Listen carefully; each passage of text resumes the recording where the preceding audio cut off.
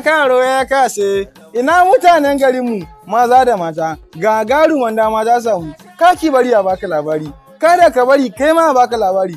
Ina kira da matasa, maza da mata, ku taho ku shiga wannan kungiya saboda me wannan kungiyan ita ma wata aba ce na taimakon al'umma gaba daya. Kungiya ne wanda yake da jagorori masu ci gaba masu kuma mutunci da girmama kowa da kowa. Sabon kungiya mai suna zumuncin cewa mai hada kan matasi da matasa da mutuniya na gari talakawa da masu kuɗi da yan kasuwa tana kira zuwa da kai a zama daya. Kungiya ta samu tusi ne wurin Alhaji Idrisa mutuniyan kirki ne da Alhaji Garba Abubakar Balaba ba. Isiyaka da Isiyaka ɗan Talata.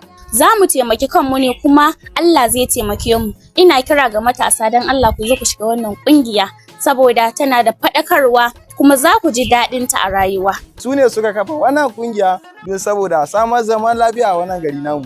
Kada ka bari a baka labari, kowa ya garzaya domin shiga wannan kungiya namu domin ganin irin ci gaba da muke tattare da shi. Ọlọ́run Allah ta taimaka ta muku jagora.